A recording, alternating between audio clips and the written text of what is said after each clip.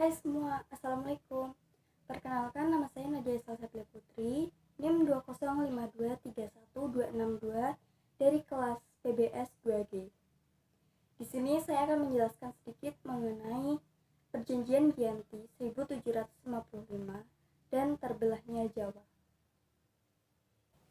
Perjanjian Giyanti merupakan suatu peristiwa besar di masa silam.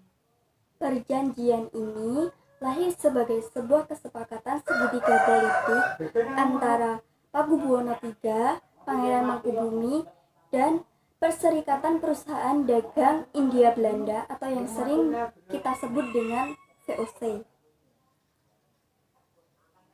Nama Giyanti diambil dari lokasi penandatanganan perjanjian, yaitu di Desa Janti. Sekarang daerah tersebut sudah dikenal dengan atau lebih dikenal dengan Dukuh, Kerten, Jantiharjo, Karanganyar, Jawa Tengah. Perjanjian ini dibuat untuk meredamkan konflik. Waktu itu Pangeran Mangkubumi membantu Pakubuwono II dalam menghadapi api konflik, dan dia mendapatkan hadiah yaitu 1 bidang tanah dari Pakubuwono II. Tetapi itu menimbulkan kecemburuan. Gubernur Jenderal Baron van Inhofe mengeluarkan suatu keputusan yang membuat tanah tersebut tidak jadi untuk Mangkubumi. Lalu Mangkubumi meminta izin kepada Pakubuwono II untuk pergi, dan Mangkubumi diberi 3.000 ril untuk jatah makan. Sejak itulah pecah perang Mangkubumi. Harting, gubernur VOC untuk Jawa Utara, melakukan perundingan dengan Mangkubumi dan akhirnya sepakat mengenai siapa yang akan menguasai tanah Jawa.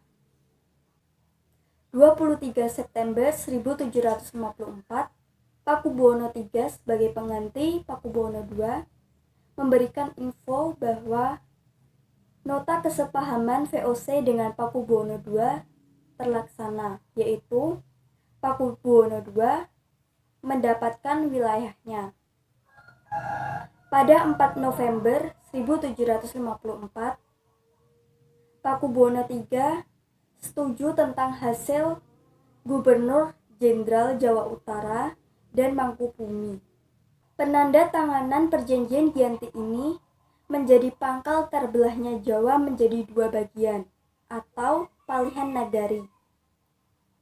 Ini juga membuat Pakubuwono III naik tahta menjadi Sultan Hamengkubuwono I sejak penandatanganan perjanjian, yaitu 13 Februari 1755.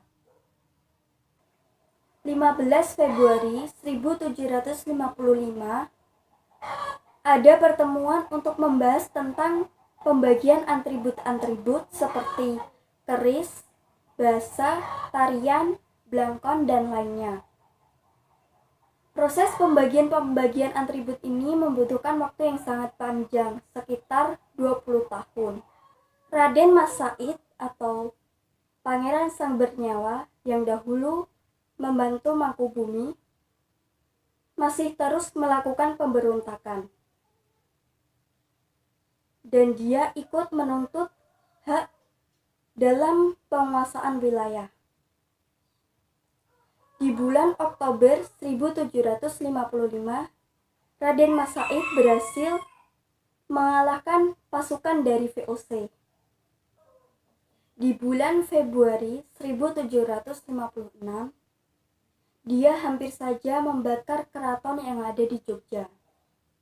Pada tahun 1757, VOC akhirnya menyudahi semua dengan penandatanganan Perjanjian Salatiga, dan ini membuat tanah Jawa terbagi lagi.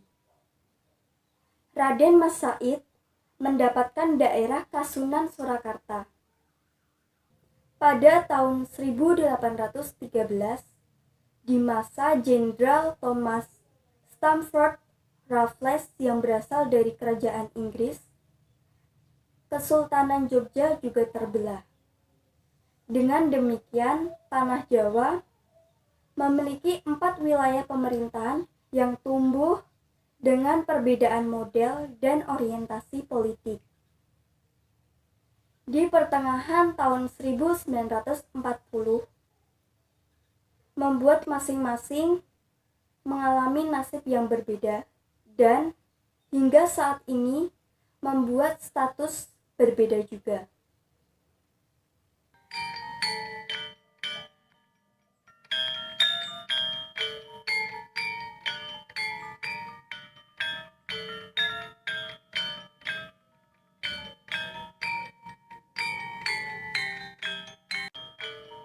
Makasih udah nonton video ini, semoga aja videonya bermanfaat, dan jangan lupa klik tombol like, subscribe, dan jangan lupa share video ini sebanyak-banyaknya.